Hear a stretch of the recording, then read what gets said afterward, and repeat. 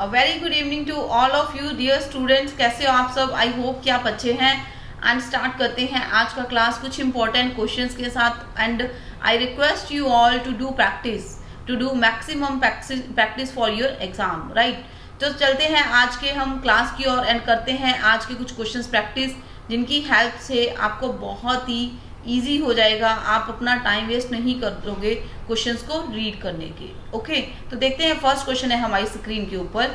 In the questions given below 5 words are given in which 4 of them have a similar meaning and 1 word is the antonym for the other 4 words. That mean क्या है? Vocabulary based question है। Choose the word opposite in meaning to the other 4 as your answer. आप अपना question read कर लिया करो साथी के साथ। ओके, इसका मतलब क्या है? 5 ऑप्शंस हैं, 5 सिनोनिम, 5 वर्ड्स दे रखे हैं आपको।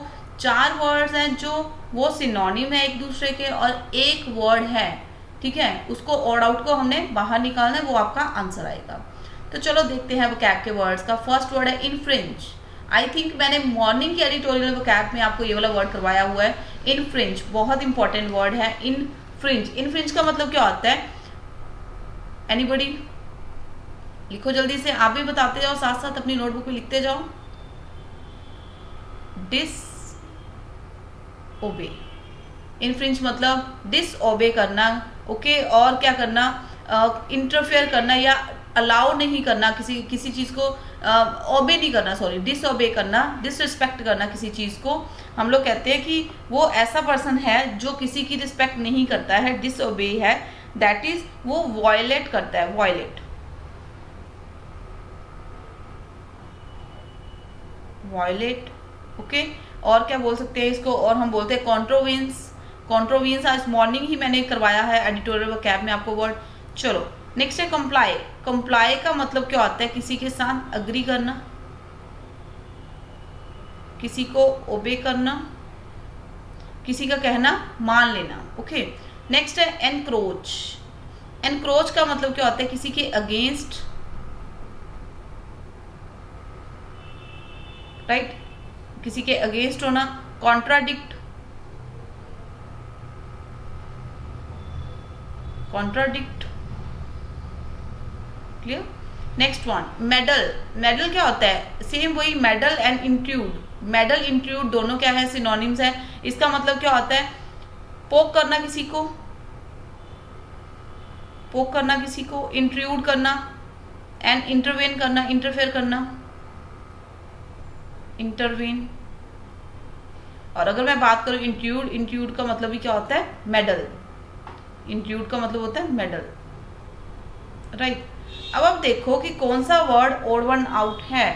ये सारे इनफ्रिंज, एनक्रोच, मेडल, इंट्रूड, ये सारे के सारे सिनोनिम्स हैं। नेगेटिव वर्ड है, किसी की बात में इंटरफेयर करना, किसी के अगेंस्ट जाना, किसी की बात ना मानना, किसी को पोक करना, राइट। बट हमारा B answer comply. Comply word क्या होता है? किसी के साथ अग्री करना, ओबे करना किसी को, राइट। तो आंसर इसका क्या आएगा? बी आएगा, that is odd one out. चलते हैं हमारे नेक्स्ट क्वेश्चन की ओर। दैट इज ऑप्शन है आपके पास perplex, baffle, complicate, enlighten and पर्टर्ब।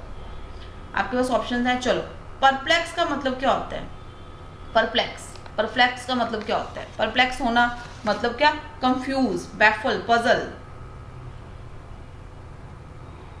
Puzzle, clear. Addle, confuse होना। बैफल का मतलब भी सेम वही, कंफ्यूज होना। आप अपने वर्ड्स देखते जाओ। कॉम्प्लिकेट का मतलब क्या होता है? कॉम्प्लिकेट होना किसी चीज का, सेम वही, कॉम्प्लिकेट मतलब पजल। जो चीज कॉम्प्लिकेट है वो पजल तो होगी होगी। एनलाइटन का मतलब क्या होता है? Enlighten, to give great knowledge, to give great knowledge,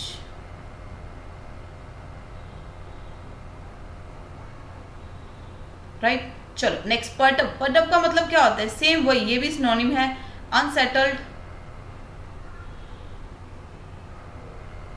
unsettled, worried,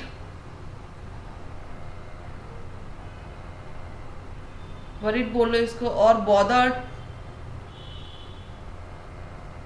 puzzle, same वही। तो चलो देखते हैं हमारा कौन सा ऑड वन आउट है।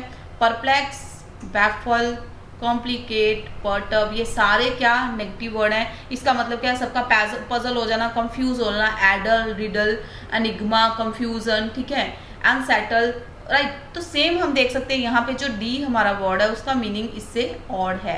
एनलाइटन मतलब ग्रेट नॉलेज प्रोवाइड करना किसी को, ठीक है, ओके, किसी चीज़ की नॉलेज देना, ओके। तो इसका आंसर क्या आ गया, डी आंसर, राइट। चलते हैं हमारे नेक्स्ट क्वेश्चन की ओर। आई होप कि आपने दोनों क्वेश्चन सॉल्व कर लेंगे। तो थर्ड क्वेश्चन है आपकी स्क्रीन के ऊपर। हाँ जी, फर्स्ट वन, वेन, वेन का मतलब क्या होता है, वेन बिकम वीकर। आप साथ साथ बताते जाओगे तो बेटर है। बिकम वीकर, वीक पढ़ना। डिमिनिश का मतलब भी क्या होता है, सेम वही, लेस या लो। इनहैंस का मतलब क्या होता है, इंक्रीज करना। इनहैंस मतलब इंक्रीज करना। और intensify, intensify, right. Next abate, abate का मतलब सेम वही, लेस, लेस करना, अबॉलिश करना, किसी चीज को खत्म करना, right. Dwindle, what is the meaning of dwindle, dwindle मतलब डिक्रीज, ओके, डिक्रीज करना। Go down, go down. अब आप मुझे ये बताओ कि इसमें कौन सा ऑड वन आउट है। चेक कर सकते हो आप, when, diminish, abate and dwindle, ये चारों के चारों सिनोनिम्स है। इसका मतलब होता है डिक्रीज हो जाना किसी चीज़ का, लेस होना, अबॉलिश होना, खत्म होना, गो डाउन होना, ठीक है, एंड हो जाना किसी चीज़ का, सॉरी एंड नहीं बोल सकते हैं, कम होना होता है, बिकम वीकर होना। तो जो वर्ड हमारा सी है दैट इज इनहैंस, वो क्या हमारा आंसर है, बिकॉज इनहैंस का मतलब इंक्रीज कर देना, ओके। चलो चलते हैं हमारे 4 नंबर वर्ड की ओर। हाँ जी, क्वेश्चन रीड कर सकते हो आप, यहाँ पे क्वेश्चन रीड करना है आपको। In each of the following sentences, there is a blank space. Below each sentence, there are 4 options with 1 word each. ठीक है, fill up the blanks with the word that makes the sentence grammatically and contextually correct. If none of the given words is answered, choose option E. तो चलो देखते हैं। Fire safety norms for hospitals. जो rules हैं fire safety के hospitals के लिए, dash strictly enforced. What is the meaning of enforced? Anybody? Enforced का मतलब बताओ जल्दी से। enforced मतलब applied. enforce करना मतलब अप्लाई करना किसी चीज का, ओके। और impose लगाना, जैसे हम कहते हैं टैक्स इज imposed, impose। और implement, सिनोनिम लिखते हैं चलो साथ साथ, implement, क्लियर। चलो, fire safety norms for hospital. अब यहाँ पे फायर सेफ्टी नॉर्म सब्जेक्ट आपका प्लूरल है या सिंगुलर है, तो डेफिनेटली सब्जेक्ट आप क्या है, आपका प्लूरल है, प्लूरल सब्जेक्ट की बात हो रही है यहाँ पे, क्लियर। अगर प्लूरल सब्जेक्ट की बात हो रही है तो वर्ब आपको डेफिनेटली क्या देनी है, प्लूरल देनी है। तो नीड आएगा, सबके साथ नीड दिया हुआ है। आगे, नीड टू बी स्ट्रेंथन्ड, ये वाला टू वाला कट जाएगा option. Next, need to been, need to been नहीं हो सकता, गलत है ये, नीड टू बीन नहीं होता। Need to be strengthening, strengthening अगर मैं बात करूं बी के बाद आप आईएनजी नहीं दे रहे हो, बी के बाद हमें कौन सा वर्ब देना होता है, बी के बाद हमें थर्ड वर्ब देना होता है, थर्ड वर्ब पार्टिसिपल बन जाएगा। तो क्या आंसर आने वाला है हमारा, ए आंसर आने वाला है, okay. Need to be strengthen, उनको थोड़ा सा करने की जरूरत, ठीक है, और मतलब पावरफुल बनाने की, और उनको स्ट्रिक्टली अप्लाई करने की, ओके, ठीक है, मतलब स्ट्रिक्टली उनको अप्लाई करना चाहिए, स्ट्रिक्टली उनको लगाना चाहिए, हमें एनफोर्स करना पड़ेगा, ओके। चलते हैं हमारे नेक्स्ट, हाँ जी, नेक्स्ट क्वेश्चन की ओर। नेक्स्ट क्वेश्चन है हमारा 5 नंबर, सेम वही सेम पैटर्न का क्वेश्चन है।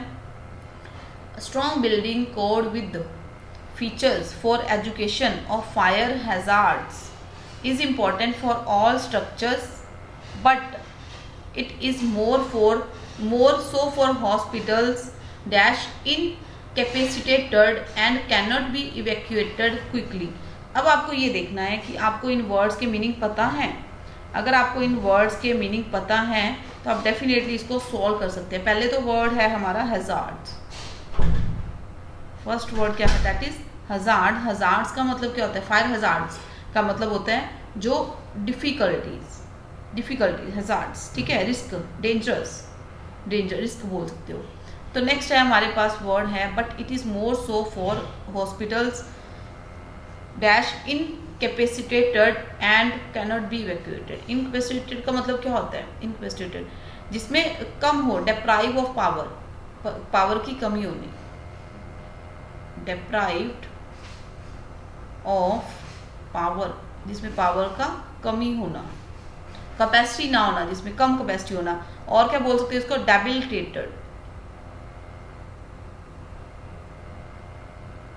Debilitated, right. नेक्स्ट है लैक ऑफ पावर। और क्या लिख सकते हैं हम इसको? Lack of power. Let me write here, lack of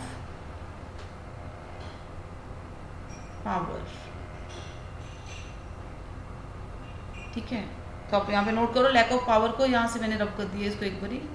चलो डिप्राइव ऑफ पावर या फिर लैक ऑफ पावर कर दो, यहाँ पे कमी होना पावर का, ओके। और नेक्स्ट है evacuated. What is the meaning of evacuated? Evacuated मतलब removed, can not be removed quickly, that is removed, okay. या फिर एक्सपेल कर देना, एक्सपेल्ड, निकाल देना, ओके, एक्सपेल्ड। हाँ जी, नेक्स्ट है हमारे पास ऑप्शंस देखते हैं। कब से? Strong building code with features for reduction of fire, ताकि जो फायर के रिस्क हैं उनको कम करने के लिए स्ट्रॉन्ग बिल्डिंग कोड की बात करें फीचर्स के साथ। इज इम्पॉर्टेंट है किसके लिए? सारे स्ट्रक्चर्स के लिए, but it is more so for hospitals के लिए बहुत ज़्यादा ज़रूरी है ये चीज़। क्यों? क्योंकि सिंस दे लगाएंगे, द तो नहीं आएगा, डेफिनेटली ये वाली ऑप्शन कटेगी। सिंस दे सब में दे रखा है, चलो since they hosting people, since they hosting, वो लोग को होस्टिंग कर रहे हैं या फिर करते हैं, तो हॉस्पिटल्स होस्ट ही करते हैं पीपल को, ओके, ठीक है। हाँ जी, जो मतलब जो जिन कमज़ोर होते हैं, जो लोग जल्दी से खाली नहीं कर सकते हैं, कैन बी, जिनको जल्दी से बाहर नहीं निकाला जाता, उनके लिए बात कर रहे हैं, ठीक है। ज़्यादातर ऐसे लोगों के लिए जिनको क्विकली एकदम से बाहर नहीं निकाला जा सकता, उनके लिए कहता है एक स्ट्रॉन्ग बिल्डिंग कोड फीचर्स के साथ बनाना चाहिए जिससे आग लगने का खतरा कम हो जाए। Since they hosting, no, since they host people who are, क्योंकि प्रेजेंट लगाएंगे, फैक्ट की बात कर रहे हैं, डेफिनेटली फैक्ट है, तो सी ऑप्शन हो सकता है। Since they host people whom are, यहाँ पे हुम तो नहीं लगाएंगे, डेफिनेटली पीपल के लिए क्या लगाएंगे? यहाँ पे हु लगाएंगे, राइट। तो हमारा क्या आंसर आएगा? सी आंसर आएगा इसका, ओके। चलो चलते हैं ना नेक्स्ट हमारे 6 नंबर क्वेश्चन की ओर। इन प्राइवेट, पब्लिक और commercial building official agencies tend to favour tokenism. क्या करते हैं? ज़्यादातर क्या कोशिश करते हैं? टेंड करते हैं किस चीज़ के लिए? टोकनिज्म में dash safety of occupants and visitors. सभी बिल्डिंग्स में क्या होता है? ऑफिशियल एजेंसीज क्या करती हैं? कोशिश करती हैं फेवर को, किसको? टोकनिज्म को। क्यों? किसके बदले? Rather than high standards for the, then तो नहीं आएगा, ये वाला देन भी लगाते हैं। जब कंपेयर करना होता है तो क्या लगाते हैं हम लोग? ये वाला देन भी लगाने वाले, देन ये भी कट गया, क्या आ सकता है? ये वाले देन, दोनों में से देन में से आपको देखना है, ठीक है। Rather than high standards, rather than high standards, rather than high standards for the, rather than high standard for then, तो obviously for the safety of आएगा। दैट मीन हमारा आंसर क्या आने वाला है? सी हमारा आंसर है। यहाँ पे देन की क्या जरूरत है? No, for the safety of occupants, occupants की सेफ्टी और विजिटर्स की सेफ्टी के लिए। इजी क्वेश्चन है, कोई ज़्यादा डिफिकल्ट नहीं है। रूल आप थोड़ा कॉम्प्लिकेटेड हो सकते हैं थोड़ा देखने में, अगर ये क्वेश्चन बहुत ईजी है, सॉल्व कर सकते हो आप इजीली से इसको। हाँ जी, नेक्स्ट वन, ये क्वेश्चन थोड़ा लंबी है, इसको हम रीड करते हैं वापस। चलो, Which of the following phrases given below each sentence should replace the phrase printed in bold letters to make the sentence meaningful? Correct. Phrases की बात कर रहे हैं। चलो, choose the best option among the 5 alternatives that reflect the correct use of phrase in the context of grammatical correct sentence. If the sentence is correct as it is, mark no error as your answer. Same वही error का question है, phrase का question है, तो check करते हैं इसमें क्या मिस्टेक है। ओके, चलते हैं next. After the lead actors had been repeatedly late for rehearsal, late थे वो, क्या थे, लेट थे रिहर्सल के लिए। द डायरेक्टर, अब यहाँ पे आप देखो हैड बीन यूज करा हुआ है, ठीक है, हैड बीन पास्ट है, तो यहाँ पे डिसाइड क्यों आएगा? द डायरेक्टर डिसाइड, गलत हो गया, डिसाइड करता है, प्रेजेंट की बात नहीं कर रही, पास्ट की स्टेटमेंट की बात हो रही है। टू रेलीगेट देम, अगर रेलेवेट का मतलब क्या है, रेलीगेट मतलब होता है पुट डाउन, सप्रेस करना। रेलीगेट मतलब पुट डाउन करना, किसी को लोअर करना, ठीक है, नीचे दिखाना। Decided to relegate them to the course मतलब किसके सामने? ग्रुप ऑफ सिंगर्स को बोला जाता है, कॉयर भी बोलते हैं इसको, ग्रुप ऑफ सिंगर्स। कोर्स मतलब ग्रुप ऑफ सिंगर्स, और क्या बोल सकते हैं इसको? कॉयर बोल सकते हैं आप, कॉयर। क्लियर? चलो, अगर उसने क्या करा ग्रुप ऑफ सिंगर्स के सामने, and replace them with their under studies, उसने रिप्लेसमेंट का सोच लिया उनको, ठीक है, उनको रिप्लेस कैसे किया जाए। तो चलो यहाँ पे देख सकते हैं, डेफिनेटली डिसाइड तो नहीं आने वाला, ठीक है, डिसाइडेड आ सकता है, decided to relegate them, okay, decided to relegated them. To के बाद यहाँ पे फर्स्ट ऑफ लगता है, टू इन्फिनिटिव क्या लेता है अपने साथ? फर्स्ट ऑफ लगता है, ये तो ऑप्शन नहीं आ सकती, बी ऑप्शन तो कट जाएगी। चलो, डिसाइडेड टू रेलीगेट हिम कैसे हो सकता है यहाँ पे? आफ्टर द लीड एक्टर्स, यहाँ पे एक्टर्स की बात हुई है, अगर यहाँ पे एक्टर्स की बात हुई है तो फिर हम यहाँ पे डेफिनेटली हम हिम नहीं दे सकते, ठीक है, ओके। चलो, यहाँ पे सी ऑप्शन भी कट गया। नेक्स्ट चलते हैं, decided to relegate them to no course के लिए क्या लगाएंगे? टू, तो ऑप्शन कौन सा बचा हमारे पास? ए लगाएंगे, तो आंसर क्या आने वाला है हमारा? ए आंसर आने वाला है, राइट। ओके गाइस, रेलीगेट का मतलब कर लो पुट डाउन, लोअर करना, है ना, एंड कोर्स मतलब क्वायर, ग्रुप ऑफ सिंगर्स को बोला जाता है। नेक्स्ट चलते हैं हमारे 8 नंबर क्वेश्चन की ओर। सेम वही, उसी एरर का ही सेम क्वेश्चन है, आपको सूटेबल ऑप्शन ढूंढना है। Officers did not have enough evidence to detain their suspect. अब यहाँ पे डिटेन का मतलब आपको पता होना चाहिए, बहुत ज़रूरी है। डिटेन मतलब होल्ड अप, डिटेन मतलब होल्ड अप, होल्ड अप बोल दो, डिले कर लेना, अरेस्ट कर लेना, अरेस्ट बोल सकते हो आप इसको, ठीक है, ओके। एप्रीहेंड करना, एप्रीहेंड, अरेस्ट करना, ठीक है। डिटेन का मतलब होता है पकड़ लेना, दबोच लेना, होल्ड अप कर लेना। Their suspect, officer did not have enough, उनके पास इतने सही एविडेंस नहीं थे टू डिटेन देयर सस्पेक्ट, ताकि वो अपने जिसके ऊपर डाउट था उसको क्या कर पाए? अरेस्ट कर पाए। So they had to let his go free. His go free, what is the meaning of this? आपको कौन सा प्रोनाउन लगाना है यहाँ पे? चलो, so they had to let him go freed, no, so they had to let him go free, ये option हो सकता है हमारा। Next, so they had to letting him, to के बाद मैंने अभी बताया फर्स्ट ऑफ लगेगा तो ये कट गया, टू लेट होता है, टू लेटिंग नहीं होता। So they had to let him went, ये भी गलत है,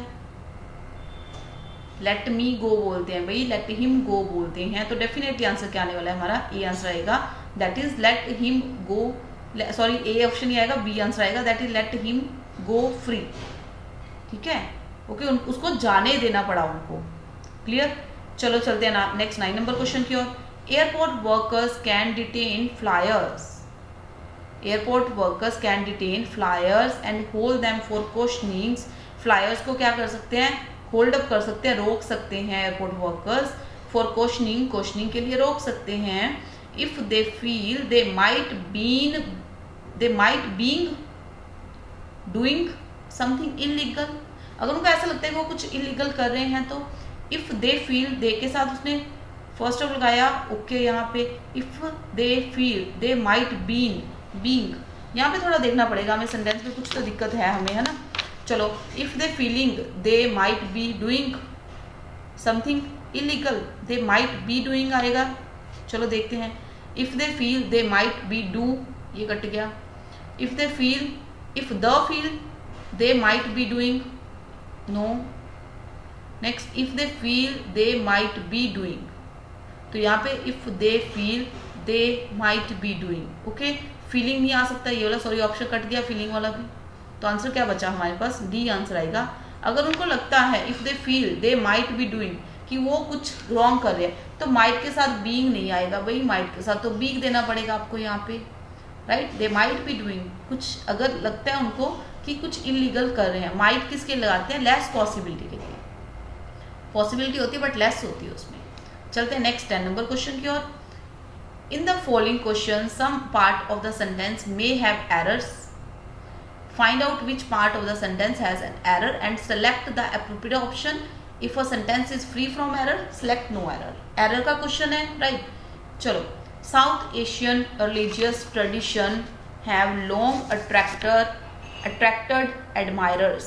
South Asian जो religious traditions हैं उनके पास काफ़ी ज़्यादा क्या हैं, have long attracted admirers हैं उनके पास from the west, west से, ठीक है, वैसे से काफ़ी सारे उनके पास एडमायरर्स हैं, प्रशंसक जो उनकी तारीफ करते हैं. But none have been flamboyant as Maximiani Portes. Flamboyant का मतलब क्या होता है, what is the meaning of flamboyant. Flamboyant का मतलब बताओ जी. फ्लैम्बॉयंट का मतलब होता है विवेशियस. यहाँ पे लिख रही हूँ मैं इसका मतलब, विवेशियस, अट्रैक्टिव, क्या बोल सकते हो, और अट्रैक्टिव,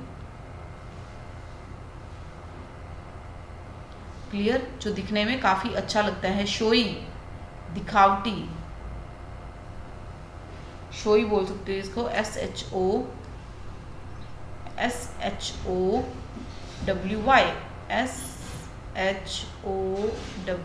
शोई बोल सकते हो इसको. और एक्सूबिरेंट, बहुत इंपॉर्टेंट वर्ड है, एक्सूबिरेंट.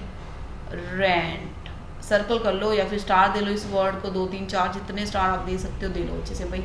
इंपॉर्टेंट वर्ड है एक्सूबिरेंट, एक्सूबिरेंट. ऑस्टेंटेशियस, शोई, एज मैक्सिमियानी पोर्टेस. चलो, उतना कोई भी नहीं है जितना कहते ये वाली है. हाँ जी.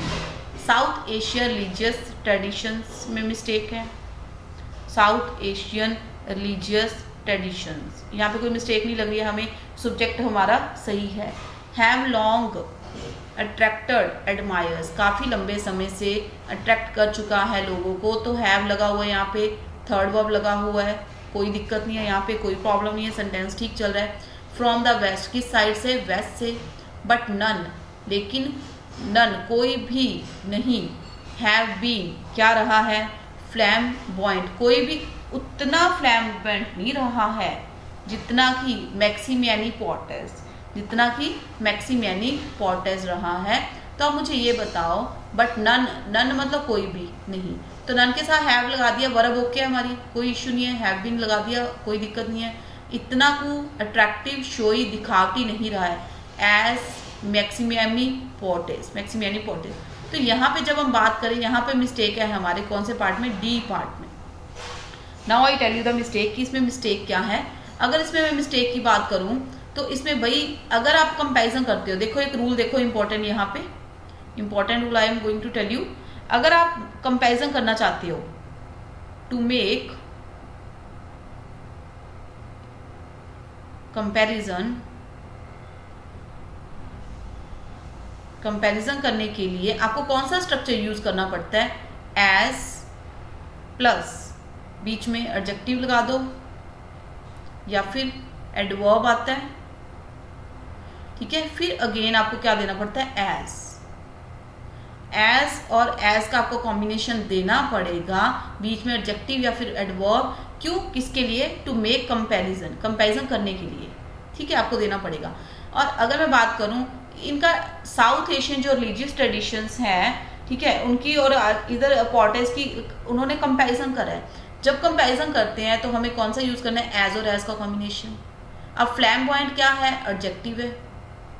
जब आप कंपेयर कर रहे हो दो चीजों का, तो डेफिनेटली आपको यहाँ पे क्या देना पड़ेगा, यहाँ पे आपको एज देना पड़ेगा.